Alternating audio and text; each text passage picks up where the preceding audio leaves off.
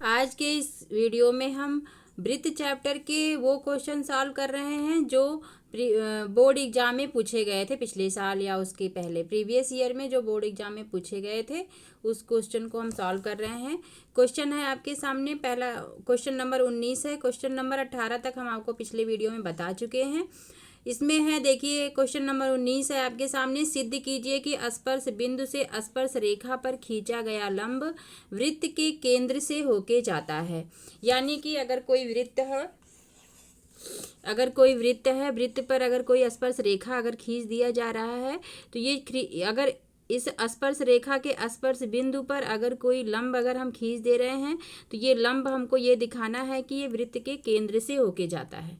ठीक है, तो इस टाइप के क्वेश्चन को हम विरोधाभास से सॉल्व करेंगे। यानी कि हमको जो दिया हुआ है उससे हम उससे हम विपरीत हम इसको मान लेंगे। विरोधाभास से हम इसको सॉल्व करेंगे। ठीक है, विरोधाभास से देखिए, विरोधाभास का मतलब ये है कि हम जैसे मान लीजिए दिया हुआ है कि वृत्त के केंद्र से होके जाता है तो हम यहाँ पे मान लेंगे कि ये किसी अन्य बिंदु से होके जा रहा है।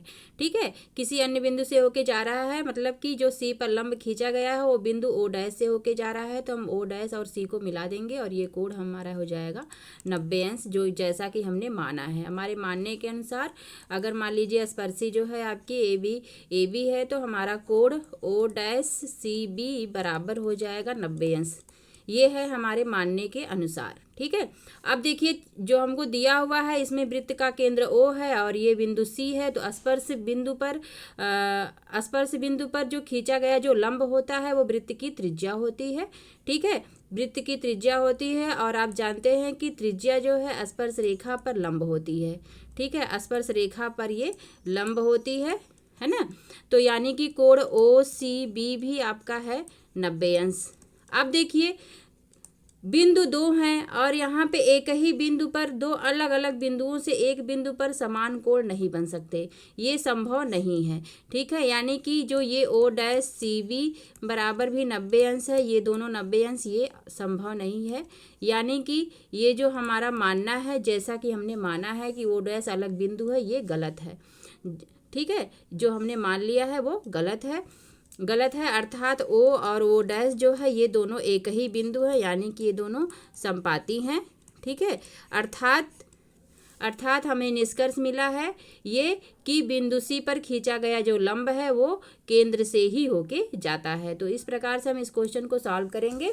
तो हमने आपको जनरली समझा दिया। अब चलिए इसको लिख लेते हैं, कैसे लिख के इसको हम सॉल्व करेंगे। ठीक है, तो चलिए हम इसको सॉल्व करते हैं। हमने एक वृत्त यहाँ पे देखिए ले लिया है। वृत्त पर हमने ए बी एक स्पर्शी खींच दिया है। ठीक है, इसका स्पर्श बिंदु C है और वृत्त का केंद्र O है। तो जो दिया हुआ है उसके अनुसार हम पहले इसको लिख लेते हैं। दिया है ए बी स्पर्श रेखा ए बी जो है O केंद्र वाले वृत्त की स्पर्श रेखा है। वृत्त की स्पर्श बिंदु C पर, ठीक है, स्पर्श बिंदु C पर स्पर्श रेखा है। ठीक है, तो हमने क्या माना है कि एक O केंद्र वाला वृत्त है जिसके बिंदु C पर AB हमने स्पर्श रेखा खींची हुई है। ठीक है, स्पर्श रेखा है, ये दिया हुआ है क्वेश्चन में। ये हमारा जो सिद्ध करना है उसके अकॉर्डिंग हमने ये चित्र बनाया है और चित्र में जो जो दिया हुआ है उसको हमने लिख लिया है। ठीक है, अब हमें सिद्ध क्या करना है उसे आप लिख लीजिए। सिद्ध करना है कि बिंदु C पर खींचा गया लंब, बिंदु C पर खींचा गया लंब बिंदु C पर खींचा गया लंब वृत्त के केंद्र O से होकर जाता है। वृत्त के केंद्र O से होकर जाता है। ठीक है, वृत्त के केंद्र O से होके जाता है। ठीक, ये हमें सिद्ध करना है। अब हम इसको हल करेंगे। हल करने में हमने आपको बताया है कि हम सबसे पहले एक बिंदु O डैश लेंगे और O डैश को हम C से मिला देंगे और हम कहेंगे कि ये जो O डैश जो है, O डैश C जो है, ये स्पर्श रेखा के स्पर्श बिंदु C पर लंब है, जो बिंदु O से होके जा रही है। ठीक है, तो हम यहाँ पे लिखेंगे माना स्पर्श बिंदु C पर खींचा गया लंब, स्पर्श बिंदु C पर खींचा गया लंब,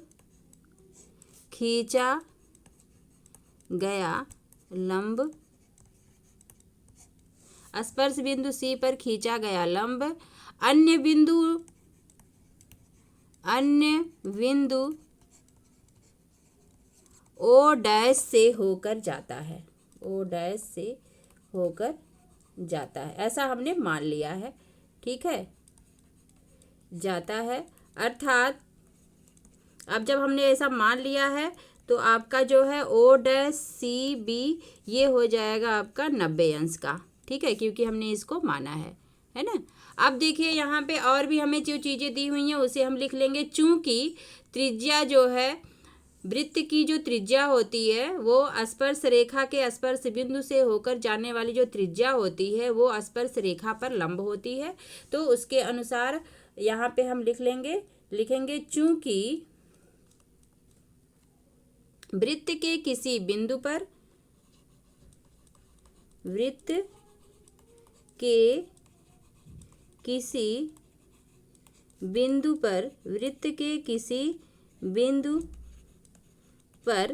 खींची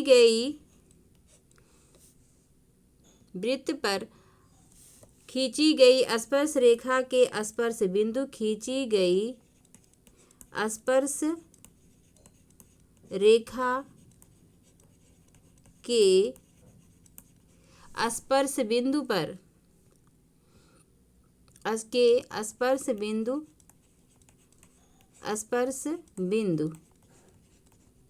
देखिए जो स्पर्श बिंदु है इससे होकर जाने वाली त्रिज्या, स्पर्श बिंदु से होकर जाने वाली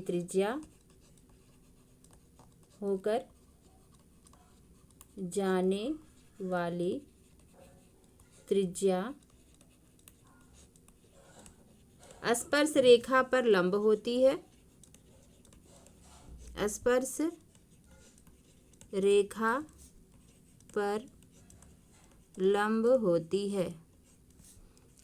रेखा पर लंब होती है। देखिए हमने क्या बताया, हमने ये बताया कि वृत्त के किसी बिंदु पर खींची गई स्पर्श रेखा के स्पर्श बिंदु से होकर जाने वाली जो त्रिज्या होती है वो स्पर्श रेखा पर लंब होती है। इसके अनुसार जो है देखिए यहाँ पे ए बी स्पर्श रेखा है और स्पर्श बिंदु C पर OC त्रिज्या खींची गई है, यानी कि आपकी कोण OCB भी ये 90 डिग्री होगा। ठीक है, अर्थात जो है OC लंब होगा AB पर। इसके अनुसार तो यहाँ से हमको क्या मिला, कोण OCB बराबर 90 अंश। ठीक है, ये देखिए समीकरण 1 में O डैश CB आपका 90 अंश का है और हमने समीकरण 2 में हमने ज्ञात किया कि OCB भी आपका 90 अंश का कोण है। ठीक है, देखिए ये भी 90 अंश का कोण है, अर्थात देखिए यहाँ पे कोण A में भी O डैश CB भी आपका 90 अंश है और O डैश OCB भी आपका 90 अंश है, जो कि ये संभव नहीं है। देखिए जैसे क्या है यहाँ पे कोण OCB बराबर 90 अंश है और क्या है, और O डैश CB भी आपका 90 अंश है। ठीक है, जो संभव ही नहीं है कि हमारा ये दोनों कोण अलग अलग हो और एक ही बिंदु पर दो अलग अलग बिंदुओं से समान कोण नहीं बन सकते हैं, इसलिए जो कि ये हमने जो माना है उसके अनुसार ये गलत है। लिखेंगे यहाँ पे जो संभव नहीं है अर्थात हमारा मानना गलत है, हमारी कल्पना गलत है, जो हमने माना है हमारी कल्पना गलत है, जो हमने कल्पना यहाँ पे किया हुआ है, माना हुआ है, ये गलत है। ठीक है, इसको हमने जो माना है ये गलत है। अर्थात ओ ये तभी संभव है जब ओ तथा ओ डैश समपाती हैं। ठीक है, ये तभी संभव है जब ये दोनों समपाती हैं। ठीक, यहाँ पे लिखेंगे अर्थात। अर्थात हमारा मानना, हमारी कल्पना गलत है। ठीक है, अर्थात ओ तथा ओ डैश समपाती हैं। ठीक है, हमारे मानने के अनुसार ओ तथा ओ डैश समपाती हैं। अतः हमें निष्कर्ष क्या मिला यहाँ से? अतः हमें निष्कर्ष ये मिला कि स्पर्श बिंदु से स्पर्श रेखा पर खींचा गया लंब वृत्त के केंद्र से होके जाता है। ठीक है, लिखेंगे यहाँ पे अतः स्पर्श बिंदु से स्पर्श रेखा के स्पर्श बिंदु से या स्पर्श, लिखेंगे यहाँ पे स्पर्श बिंदु से स्पर्श रेखा पर खींचा गया लंब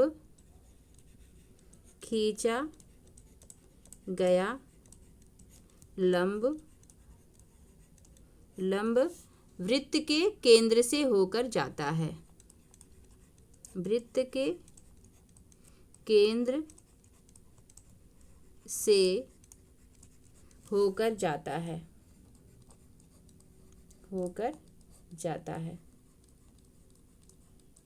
ठीक है, अर्थात हमने हमको जो सिद्ध करना था वो सिद्ध हो गया है। ठीक है, चलिए नेक्स्ट क्वेश्चन सॉल्व करते हैं। नेक्स्ट क्वेश्चन आपके सामने है इसी प्रकार से कि सिद्ध कीजिए कि किसी वृत्त के किसी व्यास के सिरों पर खींची गई स्पर्श रेखाएं समांतर होती हैं। किसी वृत्त के किसी व्यास के सिरों पर, देखिए एक वृत्त है, ठीक है, एक वृत्त है कोई, और इस वृत्त का एक व्यास आप खींच लीजिए। व्यास मान लीजिए ये है व्यास जो केंद्र से होके जाती है। केंद्र, अब इसके सिरों पर स्पर्श रेखा खींची गई है। ठीक है, इसके सिरों पर स्पर्श रेखा खींची गई है और ये दिखाना हमको है कि ये स्पर्श रेखा जो है ये दोनों समांतर हैं। ठीक है, तो हमने एक वृत्त यहाँ पे खींच लिया, मान लीजिए ये है, और इसकी जो व्यास है वो ए बी है, मान लेते हैं इसकी व्यास ए बी है। ठीक है, और ए बी इसके व्यास हैं। ठीक, और यहाँ पे एक बिंदु ए पर पी क्यू हमने एक रेखा खींचा है और बिंदु बी पर एल एम एक रेखा खींच लिया है और ये दोनों दिखाना है हमें समांतर है। ठीक है, तो हम यहाँ पे जो दिया हुआ है उसे हम पहले लिख लेते हैं। लिखेंगे यहाँ पे, माना दिए गए वृत्त का व्यास ए बी है तथा वृत्त के व्यास के सिरे, लिखेंगे यहाँ पे दिया है, माना, लिखेंगे यहाँ पे माना ए बी वृत्त का व्यास है, वृत्त का व्यास है। ठीक है, हमने मान लिया ए बी वृत्त का व्यास है तथा व्यास के सिरे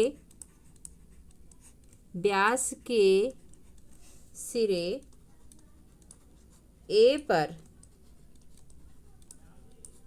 स्पर्श रेखा पी क्यू तथा ए पर स्पर्श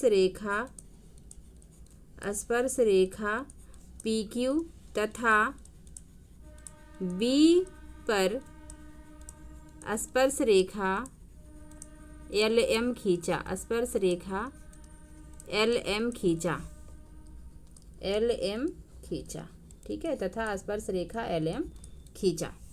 ठीक है, तो हमने क्या लिया, हमने देखिए ये भी एक व्यास है इसका वृत्त का, और लिखेंगे यहाँ पे वृत्त का केंद्र ओ है, वृत्त का केंद्र ओ है, इसे आप लिख लीजिए, केंद्र ओ है। देखिए यहाँ पे एक हमने वृत्त बनाया जिसका केंद्र ओ है और ए बी इसका व्यास है। व्यास के सिरे ए पर एक स्पर्श रेखा पी क्यू खींचा गया है और बी पर जो है एल एम एक स्पर्श रेखा खींचा गया है। हमें सिद्ध करना है, सिद्ध हमें क्या करना है, LM समांतर है PQ की, ये हमें सिद्ध करना है। ठीक है, तो चलिए इसको हल करते हैं।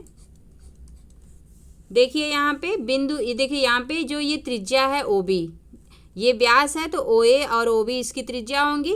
तो OA देखिए त्रिज्या है और PQ स्पर्श रेखा है, तो ये वाला कोण तो आपका 90 अंश होगा, है ना, ये वाला कोण 90 अंश होगा। उसी प्रकार से देखिए ये OB त्रिज्या है और LM स्पर्श रेखा है, तो ये भी दोनों कोण 90 अंश के होंगे और इधर भी दोनों कोण 90 अंश के होंगे, है ना, ये दोनों 90 अंश के होंगे। अब देखिए यहाँ पे देखिए कोण MBO बराबर है कोण MAP के, और कोण LBA बराबर है कोण QAB के। देखिए यहाँ पे देखिए एकांतर कोण भी बराबर है, अंतः कोणों का योगफल भी 180 अंश है। जब अंतः कोणों का योगफल 180 अंश है, यानी कि यहाँ पे LM और PQ दो रेखाएं हैं, और यदि AB रेखा इन्हें प्रतिच्छेद कर रही है, तो एकांतर कोण और अंतः कोणों का योगफल 180 अंश है, एकांतर कोण बराबर हैं, अर्थात PQ जो है LM के समांतर है। ठीक है, तो आप कोई एक भी यहाँ पे एकांतर कोण भी दिखा सकते हैं, अंतः कोणों का योगफल भी आप दिखा सकते हैं। तो चलिए दोनों में से कोई एक ले लेते हैं यहाँ पे और सॉल्व कर देते हैं इसे। चलिए यहाँ पे लिख लेते हैं, लिखेंगे यहाँ पे कि वृत्त की स्पर्श बिंदु पर वृत्त के स्पर्श बिंदु के पर से होकर जाने वाली जो त्रिज्या होती है स्पर्श रेखा पर लंब होती है, तो उसके अकॉर्डिंग हम यहाँ पे लिखेंगे यहाँ पे OA तथा OB त्रिज्याएं हैं। ठीक है, ये त्रिज्याएं हैं, अतः AB लंब होगा आपका PQ पर तथा या OB, ठीक है, AB या OB जो है लंब होगा वृत्त AB या OB दोनों में से कोई भी आप लिख सकते हैं, या ठीक है, यहाँ पे OA पहले लिख लीजिए, OA लंब है PQ पे, या BA लंब है आपका PQ पर। ठीक है, क्यों लंब है? क्योंकि वृत्त की स्पर्शी के स्पर्श बिंदु से होकर जाने वाली त्रिज्या स्पर्श रेखा पर लंब होती है। लिखेंगे यहाँ पे क्योंकि वृत्त की स्पर्श रेखा या स्पर्शी आप इसको बोल सकते हैं, स्पर्शी के स्पर्श बिंदु से होके जाने वाली त्रिज्या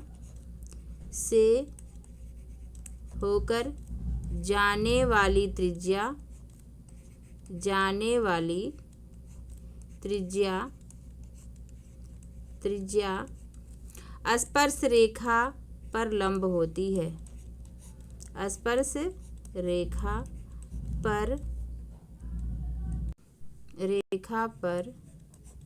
लंब होती है।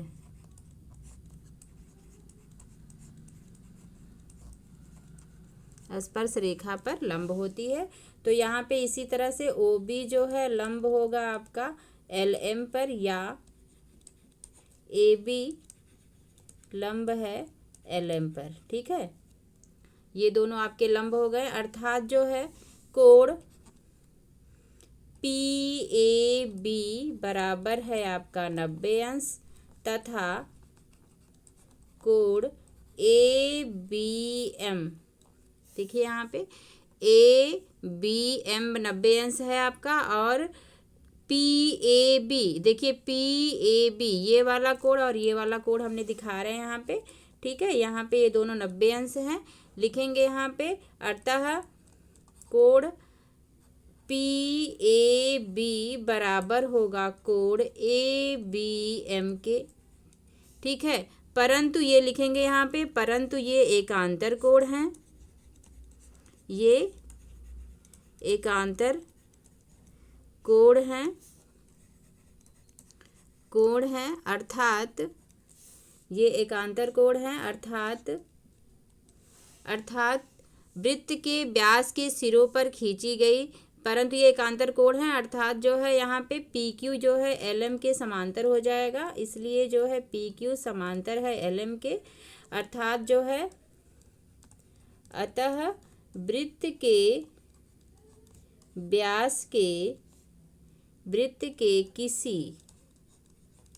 किसी व्यास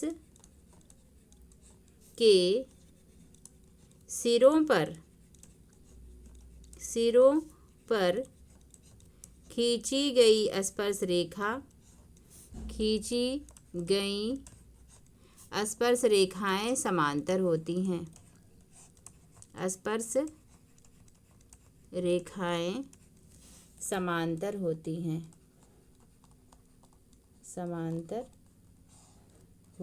हैं। ठीक है, तो आपका ये जो दिया हुआ था ये आपने सिद्ध कर लिया, हेंस प्रूव्ड। ठीक है, देखिए यहाँ पे देखिए लंब दिखा दिए हैं, आप इसको अंतःकोणों का योगफल भी 180 अंश दिखा के इसे सिद्ध कर सकते हैं। देखिए आप दिखा सकते हैं कि एम बी ए बराबर है क्यू, एम बी ए बराबर 90 अंश तथा क्यू ए बी बराबर है 90 अंश, और दोनों को जोड़ लीजिए, दोनों का योगफल 180 अंश है। अतः आप लिखेंगे कि अंतःकोणों का योगफल 180 अंश है, अर्थात एल एम समांतर है पी क्यू की। आप इस तरह से भी इसको सॉल्व कर सकते हैं। ठीक है, तो चलिए नेक्स्ट क्वेश्चन सॉल्व करते हैं, आप उस तरह से ट्राई कर लीजिएगा। नेक्स्ट क्वेश्चन आपका है, सिद्ध कीजिए कि दो संकेंद्रीय वृत्तों में बड़े वृत्त की जीवा छोटे वृत्त को स्पर्श करती है, स्पर्श बिंदु पर समद्विभाजित करती है। देखिए यहाँ पे आपको सिद्ध करना है कि अगर दो ऐसे वृत्त हैं, इसके अंदर भी एक वृत्त है जिनका केंद्र एक ही है, मतलब संकेंद्री है, तो इस बड़े वाले वृत्त की अगर जीवा खींच दिया जाए जो छोटे वाले वृत्त को स्पर्श करती हो किसी बिंदु पर, तो हमें ये दिखाना है कि ये जीवा जो है ये स्पर्श बिंदु पर समद्विभाजित हो जाती है। अर्थात जो है देखिए, अगर मान लीजिए ये केंद्र ओ है और ये जीवा आपकी है ए बी, और ये बिंदु अगर मान लीजिए वो है, इस सर्किल का नाम आप C2 रख दीजिए और इसका नाम आप C1 रख दीजिए। तो पहले जो दिया हुआ है उसको हम लिख लेते हैं, उसके बाद आपको समझाते हैं कि कैसे इसको सॉल्व करेंगे। पहले जो चीज़ दी हुई है उसे हम लिख लेते हैं। दिया है ओ केंद्र वाले संकेंद्रीय वृत्त C1 तथा C2 दो वृत्त हैं। लिखेंगे यहाँ पे C1 लिखेंगे यहाँ पे ओ केंद्र के दो संकेंद्रीय, दोनों का केंद्र एक ही है, तो संकेंद्रीय वृत्त C1 तथा C2 हैं। ठीक है, C1 तथा C2 हैं, है ना। C1 तथा C2 दो वृत्त हैं। बड़े वृत्त C1 की जीवा AB लिखेंगे यहाँ पे, बड़े वृत्त C1 की जीवा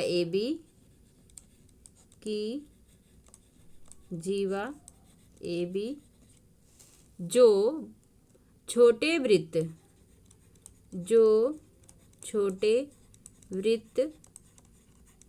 C2 की स्पर्श रेखा है, C2 की स्पर्श रेखा है, या C2 के बिंदु P पर स्पर्श रेखा है, ये लिखना सही होगा। C2 के बिंदु P पर, C2 के बिंदु P पर स्पर्श रेखा है, स्पर्श रेखा है। ठीक है, जो चीज़ दिया हुआ था हमने उसको लिख दिया है। अब हम चलिए इसको हल कर लेते हैं। हमने हल किया, हमने इसको हल करना हमें सिद्ध क्या करना है, हमें सिद्ध करना है कि AB बराबर BP। ठीक है, इसे भी आप लिख लीजिए यहाँ पे, सिद्ध करना है AP बराबर है BP के, PB के। ठीक है, ये आपको सिद्ध करना है। तो चलिए हम इस क्वेश्चन को हल कर लेते हैं। देखिए, हल करने के लिए लिखेंगे यहाँ पे हल करना है। हल में आप लिखेंगे, देखिए यहाँ पे हल कैसे करेंगे। पहले हम ओ और पी को मिला दिए हैं, लिखेंगे यहाँ पे ओ पी को मिलाया, ठीक है, ओ पी को मिलाया, हमने त्रिज्या मिला दिया, ठीक। अब देखिए चूंकि देखिए यहाँ पे ए बी स्पर्श रेखा है, लिखेंगे यहाँ पे जीवा ए बी C2 वृत्त C2 की स्पर्श रेखा है,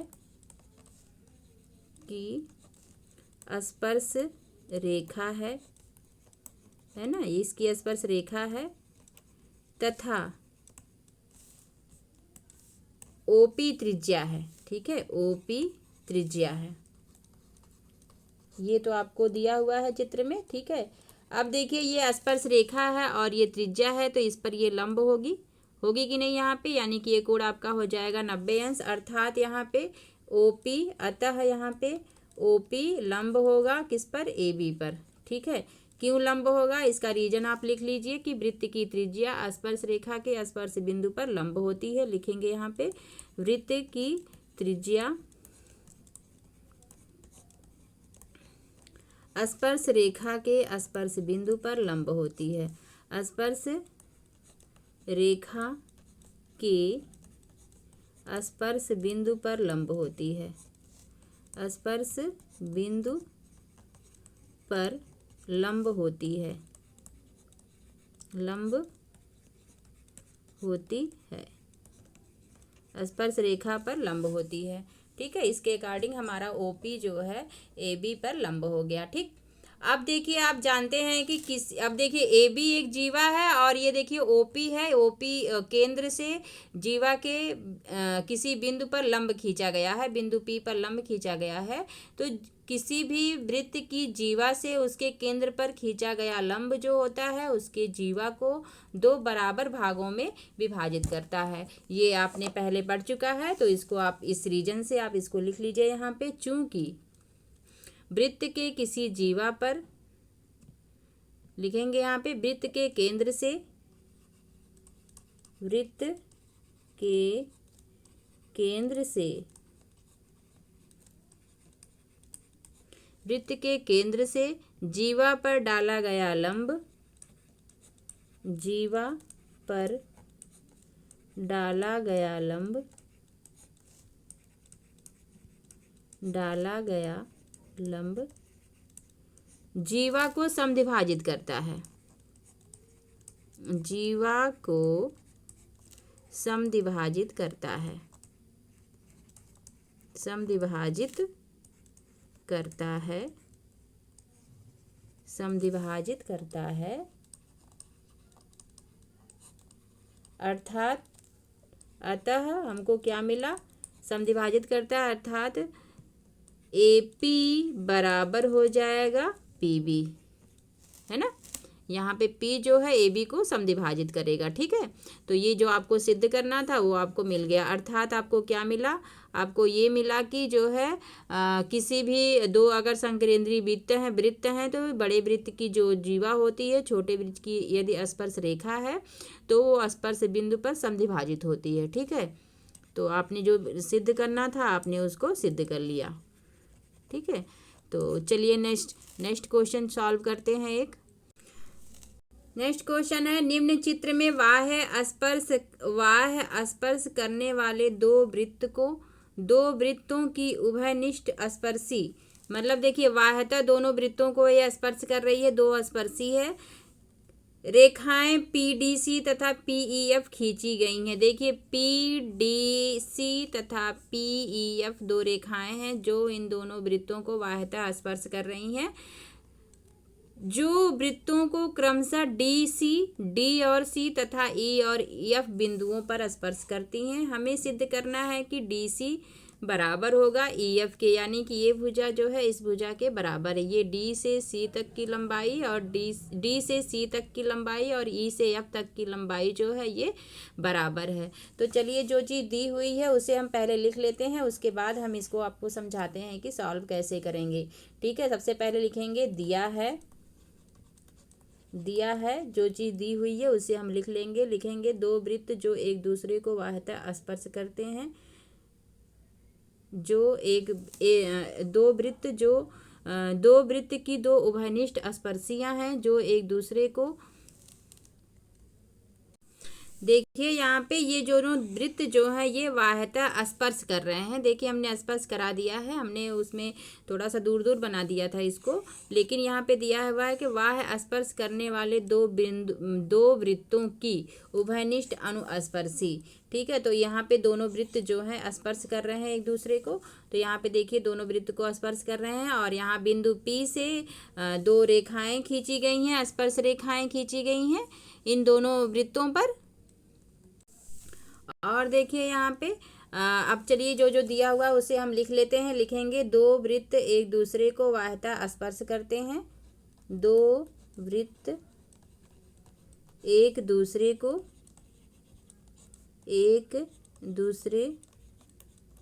को बाह्यतः स्पर्श करते हैं, बाह्यतः स्पर्श करते हैं, बाह्यतः स्पर्श करते हैं तथा बिंदु P से दोनों पर उभयनिष्ठ स्पर्शी खींची गई है, उसे भी आप लिख लेते हैं, अनुस्पर्शी खींची गई है। लिखेंगे तथा बिंदु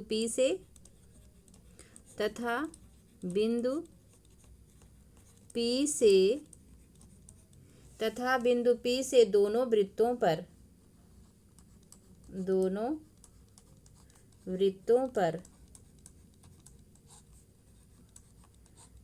वृत्तों पर उभयनिष्ठ अनुस्पर्शी रेखाएं, उभयनिष्ठ अनुस्पर्शी रेखाएं, अनुस्पर्शी रेखाएं PDC तथा PEF खींचा। ठीक है, ये है PEF है, खींचा नहीं, ये हमने बनाया है चित्र में, तो लिखेंगे ये इसकी त्रिज्या मतलब स्पर्श रेखाएं हैं, खींची गई हैं, या इसे आप लिख सकते हैं, इसे यहाँ पे ये भी लिख सकते हैं खींची गई हैं, खींची गई हैं, जैसा कि आपके क्वेश्चन में लिखा हुआ है खींची गई हैं। हमें सिद्ध करना है कि उसे भी आप लिख लीजिए। लिखेंगे यहाँ पे सिद्ध क्या करना है DC बराबर EF के। ठीक है, ये आपको सिद्ध करना है। तो चलिए हम अब इसको क्वेश्चन को हल कर लेते हैं। देखिए किसी बाह्य बिंदु से किसी वृत्त पर खींची गई स्पर्श रेखाओं की लंबाइयां बराबर होती हैं, यानी कि PD बराबर होगा PE के, तथा PC जो ये पूरी लंबाई जो बड़े वृत्त पर जो स्पर्श रेखा खींची गई ये PC लंबाई और PF ये दोनों बराबर होंगे। ठीक है, तो चलिए हम लोग लिख लेते हैं इसे, जो हमें ज्ञात है उसे हम लिख लेते हैं। लेकिन देखिए यहाँ पे बिंदु P से चूंकि हम जानते हैं, लिखेंगे यहाँ पे चूंकि बाह्य बिंदु से, ये सब चीज़ें हमने आपको पिछले वीडियो में सब बता दिया है, बाह्य बिंदु से खींची गई स्पर्श रेखाएं, बाह्य बिंदु से एक ही वृत्त पर खींची गई स्पर्श रेखाएं, एक ही वृत्त पर खींची गई स्पर्श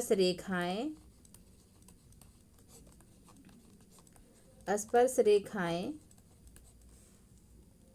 रेखाओं की लंबाई, रेखाएं आपस में बराबर होती हैं। लिखेंगे यहाँ पे रेखाएं आपस में बराबर होती हैं,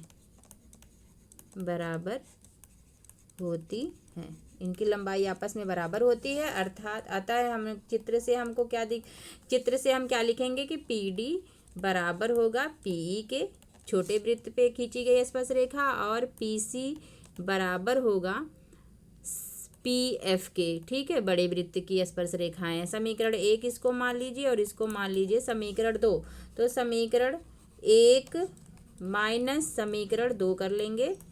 ठीक है, समीकरण 1 माइनस समीकरण 2, समीकरण 1 में से 2 को घटा लीजिए, या देखिए यहाँ पे समीकरण 2 में से 1 को घटा लीजिए। समीकरण 2 में से 1 को घटाइए, क्योंकि यहाँ पे PC जो है बड़ा है तो आपको घटाने में आसानी रहेगी। समीकरण 2 में से 1 को घटा लीजिए तो PC माइनस PD बराबर होगा PF माइनस PE। अब देखिए PC में से PD अगर आप घटा दे रहे हैं तो क्या मिल रहा है आपको, DC मिल रहा है। ठीक है, तो यहाँ पे लिख लेंगे DC। और PF में से अगर आप PE निकाल दे रहे हैं तो ये वाली लेंथ आपको मिल रही है, यहाँ पे मिल जाएगा आपको EF। यही आपको सिद्ध करना है। ठीक है, जो आपको सिद्ध करना था वो मिल गया है, तो आप लिखेंगे हेंस प्रूव्ड।